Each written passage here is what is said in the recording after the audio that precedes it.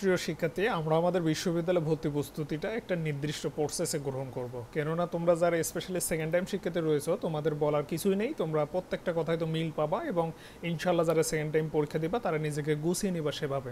তো আমার রিকোয়েস্ট থাকবে ফার্স্ট টাইম শিক্ষার্থী যারা রয়েছো বা থাকবা পরবর্তীতে ভর্তি পরীক্ষা দিবা, তোমরা স্পেশালি আমার কথাগুলোর মর্ম বুঝতে পারবা না, এই জন্য সবার আগে বলবো যে তোমরা অনুগ্রহপূর্বক একটু কথাগুলো মনোযোগ সহকারে শুনবা, এরপর একটু জাস্টিফাই করার চেষ্টা করবা, এরপর মেনে চলার চেষ্টা করবা। জাস্ট এই চার্টটা দেখে একটু ধারণা করে নাও যে পরিবেশ পরিস্থিতি কতটা নাজুক। তো স্বাভাবিকভাবে এইটা হওয়ার একটা কারণ আছে, তার মধ্যে অন্যতম কারণগুলোর মধ্যে তুমি হিসাব বিজ্ঞান তথা বাংলা ইংরেজি, তোমার ব্যবসা সংগঠন, মার্কেটিং, ফিন্যান্স, অথবা তুমি যে কোনো গ্রুপেরই হতে পারো না কেন, তোমার আর্টস হতে পারো, তুমি বিজ্ঞান হতে পারো, যেই হোক না কেন, তোমাদের পরিস্থিতিটা এমন প্রত্যেকটা গ্রুপেরই প্রায় সর্বোচ্চ 90% শিক্ষার্থী ফেল করতেছো এবং মিনিমাম 50% শিক্ষার্থী 100 মার্কের মধ্যে 40 মার্ক উঠাইতে পারতেছো না, যেখানে কিনা আমাদের জিএসটিতে ম্যানেজমেন্টের উপরে 35 মার্ক, অ্যাকাউন্টিংয়ের উপর 35 মার্ক, যেখানে 30 মার্কও তোমরা উঠাইতে পারতেছো না 50% ছেলেমেয়ে। তো এইটার অন্যতম কারণ হিসাবে আমি মনে করি যে তোমরা পড়াশোনা করো কিন্তু গতানুগতিক নিয়মে, মানে এলোমেলো উপায় বা এলোমেলোভাবে, বা আমরা বিভিন্ন কোচিং প্রতিষ্ঠান তথা বিভিন্ন প্রাইভেট অর্গানাইজেশনগুলো যেভাবে পড়ায় সেটা হলো এলোমেলো, নির্দিষ্ট টপিকস ধরে পড়ায় না। ফাইনালি যেটা হয়, পূর্ণাঙ্গ প্রস্তুতি তো তোমরা নিতেই পারো না এবং তোমরা কি পড়ছো সেটা দিন শেষে এসে সেটা গোছায় নিতে পারো না। তো এ লক্ষ্যেই তোমাদের অবভিয়াসলি একটা নির্দিষ্ট প্রসেসে পড়াশোনা করতে হবে। তোমরা যারা আমাদের সেকেন্ড টাইম প্রথম ব্যাচের পেইড ব্যাচে যে সকল শিক্ষার্থী আছো, যারা পরবর্তীতে ফার্স্ট টাইম ব্যাচে আসবা, সেকেন্ড টাইম ব্যাচগুলোতে ভর্তি হবা, তোমাদের এতটুকু বলি যে তোমাদের আগে জানতে হবে হিসাব বিজ্ঞানের পূর্ণাঙ্গ সিলেবাস। আসলে কি HSC first paper, second paper এইটাই কি আমার পূর্ণাঙ্গ সিলেবাস? পাশাপাশি আমি তো সংক্ষিপ্ত সিলেবাস বা সংক্ষিপ্ত সিলেবাসের একটা গুঞ্জন আছে, আসলে সংক্ষিপ্ত সিলেবাসের উপর প্রস্তুতি নেব না বিস্তারিত সিলেবাসের উপর প্রস্তুতি নেব? ফার্স্ট পেপারের কোন চ্যাপ্টারকে গুরুত্ব দেবো, সেকেন্ড পেপারের কোন চ্যাপ্টারকে গুরুত্ব দেবো? তো এই ধরনের অনেকগুলো বিষয় থাকে। তো পূর্ণাঙ্গ প্রস্তুতি নিতে গেলে তোমার ফার্স্ট পেপার সেকেন্ড পেপার উভয় পড়াশোনা করতে হবে, সংক্ষিপ্ত সিলেবাসকে গুরুত্ব দিয়ে পূর্ণাঙ্গ সিলেবাসে পড়াশোনা করতে হবে, এবং এইগুলো নিয়ে অনেকগুলো দিক নির্দেশনা রয়েছে এই ভিডিওটাতে, যেটা কিনা আমি অলরেডি নিয়েছি তোমাদের।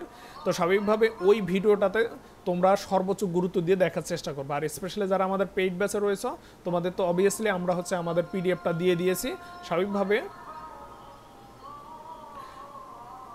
স্বাভাবিকভাবে তোমরা পিডিএফটা ডাউনলোড করবা এবং বিস্তারিত জানার চেষ্টা করবা। তো আমরা কিন্তু একই সঙ্গে পূর্ণাঙ্গ সিলেবাস কেন পড়াশোনা করবা, আমরা চার্ট বিশ্লেষণের মাধ্যমে এটা দেখিয়ে দিয়েছি।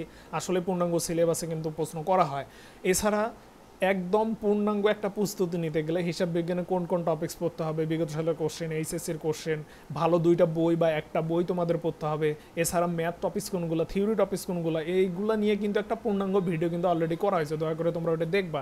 এবং একই সঙ্গে একটা রুটিন দেওয়া আছে, যেটা কিনা 30 দিনের রুটিন। তুমি চাইলেই ফার্স্ট টাইম শিক্ষার্থীরা 120 দিন অর্থাৎ 4 মাস সময় পাবা, আর অপরদিকে যারা সেকেন্ড টাইম রয়েছে তোমরা প্রায় মিনিমাম 7 মাসের মতো সময় পাবা। তো স্বাভাবিকভাবে এই সময়টাকে তোমরা কাজে লাগাতে পারবা। তো আজকে আমরা এমন একটা গুরুত্বপূর্ণ ভিডিও করতেছি যেটা থেকে 100% শিওর কোশ্চেন কমন পাবা। অর্থাৎ আমরা হিসাব বিজ্ঞান প্রস্তুতি নেব দুইটা বইয়ের আলোকে। আমাদের বই নাম্বার 1 অ্যাকাউন্টিং ওয়ার্ল্ড, যে বইটা পড়লে আর কোনো গাইড বইয়ের প্রয়োজন পড়বে না। এই বই 1992 সাল থেকে শুরু করে 2023 সালে যত কোশ্চেন আছে সবগুলো কিন্তু টপিক্স ভিত্তিক ভাগ ভাগ করে দেওয়া আছে, আমরা পরবর্তীতে দেখবো ইনশাল্লাহ। তো এই বইয়ের মোস্ট ইম্পর্টেন্ট একটা অংশ সেটা হলো চ্যাপ্টার থেরাপি। তো আজকের ক্লাসে আমরা চ্যাপ্টার থেরাপি অংশের মোস্ট ইম্পর্টেন্ট যে জিনিসটা দেখব, সেটা প্রথম যে জিনিসটা সেটা হলো অধ্যায় বিশ্লেষণ, এরপর টপিক সাজেশন, এরপর আমরা রুটিন নেব, মানে এই অধ্যায়টা আমরা কত দিন, কয় মিনিট, কত সময়ের মধ্যে শেষ করবো সে সম্বলিত রুটিন আছে, যেটা কিনা কোনো গাইড বই নেই ইনশাল্লাহ। এছাড়া প্রয়োজনীয় দিক নির্দেশনা, এই দিক নির্দেশনা প্রায় একদম চ্যাপ্টার শেষ হওয়া পর্যন্ত প্রয়োজনীয় দিক নির্দেশনাগুলো তোমরা একটার পর একটা পেতেই থাকবা। তো প্রথমে যে অংশটা নিয়ে আমরা আলোচনা করতে চাই সেটা হলো চ্যাপ্টার থেরাপির অধ্যায় বিশ্লেষণ নিয়ে। তোমরা জাস্ট একটু লক্ষ্য করো, এই ডাটা ক্যালকুলেশনগুলো কোনো মিথ্যা নয়, এই কাজগুলো আমি নিজেই করেছি, স্বাভাবিকভাবে প্রত্যেকটা ডাটাই সত্য। অর্থাৎ হিসাব বিজ্ঞানের প্রথম পত্রের প্রথম অধ্যায় থেকে প্রায় প্রত্যেকটা বিশ্ববিদ্যালয় 100% কোশ্চেন করে, এবং এই অধ্যায়টাই হচ্ছে সবচেয়ে কোশ্চেন করার অধ্যায়। অর্থাৎ এমন একটা অধ্যায় যে অধ্যায় থেকে মিনিমাম সেশন ভিত্তিক 15টার উপরে কোশ্চেন থাকে প্রত্যেক বছরেই। তো এমন একটা অধ্যায় যে অধ্যায় থেকে বিশ্ববিদ্যালয় ভেদে এবং কোশ্চেনের পরিমাণের ওপর ভেদে দেখা যাচ্ছে একাধিক কোশ্চেন তোমরা পেয়ে থাকো। তো গত বছর 22-23 সেশনে ঢাকা বিশ্ববিদ্যালয়ে কোশ্চেন করেনি, যেটা কিনা 23-24 সেশনে এই অধ্যায় থেকে একদম কোশ্চেন করার যে চান্স সেটা প্রায় 100% আমি আমি আমার দৃষ্টিকোণ থেকে আমি বললাম 100% কোশ্চেন করার চান্স রয়েছে।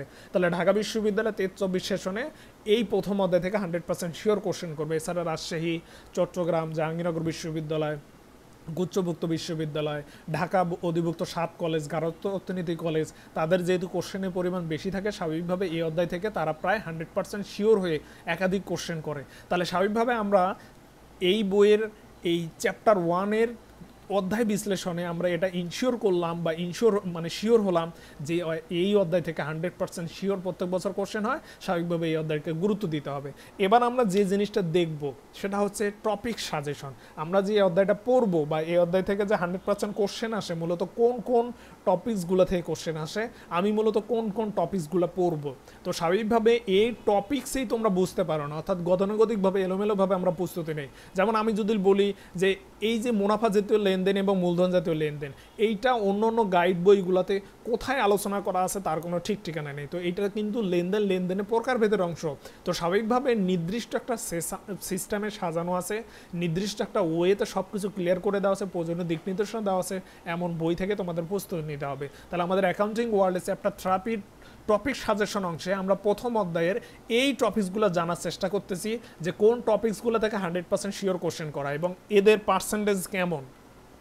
তোমরা ইতিমধ্যে এখানে লক্ষ্য করতেছো যে এখানে কয়েকটা টপিকস যেগুলোতে আমি 100% দিয়ে দিয়েছি, অর্থাৎ এই টপিকসগুলো থেকে প্রায় প্রত্যেক বছর মাত্র 3টা টপিকস, যে 3টা টপিকস থেকে প্রায় প্রত্যেক বছর প্রায় প্রত্যেকটা বিশ্ববিদ্যালয় 100% এক বা একাধিক কোশ্চেন করে।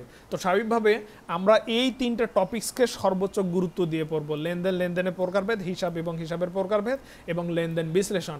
বাকি যে অংশগুলো আছে, বাকি যে চ্যাপ্টারগুলো আছে বা বাকি যে টপিকসগুলো আছে সেগুলা আমরা পড়বো অবভিয়াসলি, কিন্তু আমাদের গুরুত্ব থাকবে এতটুকুর উপর। তাহলে তুমি যদি চ্যাপ্টার 1-এর উপর পূর্ণাঙ্গ প্রস্তুতি নিতে চাও, আমি অবভিয়াসলি বলবো যে তুমি এই 8টা টপিকস ক্লিয়ার করো, এই 8টা টপিক্সের বিগত সালে কোশ্চেন পড়ো, এই 8টা টপিক্স বুঝে বুঝে পড়ার চেষ্টা করো। তো আমরা যারা সেকেন্ড টাইম ব্যাচে তোমরা রয়েছে স্পেশালি, আমরা কিন্তু ম্যাথ যে টপিক্সটা রয়েছে, একমাত্র ম্যাথ টপিক্স, হিসাব সমীকরণ, এর 3টা লেভেল রয়েছে এবং প্রত্যেকটা লেভেলে এক বা একাধিক প্যাটার্ন রয়েছে। সেই প্যাটার্নগুলো অনুসারে কিন্তু আমরা হিসাব সমীকরণের ম্যাথ কিন্তু শিখেছি। তো স্বাভাবিকভাবে তোমরা যারা সেকেন্ড টাইম শিক্ষার্থী প্রথম ব্যাচে আসো আমাদের এবছরে, তোমরা কিন্তু হিসাব সমীকরণের যে আমাদের যে অংশটা আছে সেইটা তোমরা শিখে ফেলছো বা শিখেছো। তো স্বাভাবিকভাবে আমাদের আর পরবর্তী অংশ যেগুলো থাকতেছে, যেমন স্পেশালভাবে আর থাকতেছে আমাদের টপিক্স 4, টপিক্স 5 এবং টপিক 6। তো আমরা স্টেপ বাই স্টেপ এই জিনিসগুলো জানার চেষ্টা করবো। পাশাপাশি আমরা ধারাবাহিকভাবে এই 1 থেকে বাকি যে 7 টপিক্স পর্যন্ত আছে এগুলো জানার চেষ্টা করবো ইনশাল্লাহ। তো আমরা বাকি আরেকটু কথা বলি, আমাদের এই চ্যাপ্টারটা যেভাবে সাজানো আছে অ্যাকাউন্টিং ওয়ার্ল্ড বইটাতে, সেটা একটু বলে দিই, যেহেতু পরবর্তীতে তোমাদের হাতে বইগুলো যাবে। তো তোমরা এখানে লক্ষ্য করো, আমাদের অ্যাকাউন্টিং ওয়ার্ল্ড বইটাতে এই চ্যাপ্টারটা মোট 4টা ইউনিটে ভাগ করা আছে এবং টোটাল 12টা টপিক্সে ভাগ করা আছে, অর্থাৎ 4টা ইউনিট আছে এবং সেই 4টা ইউনিট আবার টোটাল 12টা ইউনিটে ভাগ করা আছে এবং এইটা মাত্র 10 দিনের রুটিন করে দেওয়া আছে। তো পুরো বইটা 60 দিনের রুটিন করে দেওয়া আছে, সেই 60 দিনের মধ্যে 10 দিনের রুটিন শুধুমাত্র এই বইটা অর্থাৎ এই চ্যাপ্টারের জন্য ইনভেস্ট করা আছে। এছাড়া আমাদের বইটা কিভাবে সাজানো আছে সেই ডিটেলস কিন্তু এখানে দেওয়া আছে। স্বাভাবিকভাবে এই জিনিসগুলো লাগবে না, তোমরা জাস্ট এতটুকু বুঝে নাও বা জেনে নাও যে আমাদের এই অধ্যায় থেকে 100% কোশ্চেন আসে এবং কোশ্চেন আসার যে টপিকসগুলো সেগুলো হচ্ছে এগুলো। আমরা হিসাব সমীকরণ শিখেছি, স্বাভাবিকভাবে এবার আমরা ধারাবাহিক পড়াশোনা করব। তো যারা হচ্ছে আমাদের ব্যাচে নেই, তো স্বাভাবিকভাবে তারা এই ভিডিও থেকে এইটা ইনশিওর করে নাও যে চ্যাপ্টার 1 থেকে 100% শিওর কোশ্চেন করবে এবং কোশ্চেন করার জায়গায় হলো এগুলো, এর বাইরে কোশ্চেন করার কোনো সুযোগ নেই। তো স্বাভাবিকভাবে তোমাদের এভাবে ধরে ধরে প্রত্যেকটা টপিকস ধরে ধরে তোমাদের আইডেন্টিফাই করে পড়াশোনা করতে হবে। যদি তোমরা এভাবে পড়াশোনা করতে না পারো তাহলে তোমাদের প্রস্তুতির কিন্তু গ্যাপ থেকে যাবে। তো গতানুগতিকভাবে এলোমেলোভাবে পড়াশোনা করে কোনো ফায়দাই নিতে পারবে না, বরঞ্চ পরীক্ষার হলের পরিস্থিতি ঠিক প্রত্যেক বছরেই এমন হবে।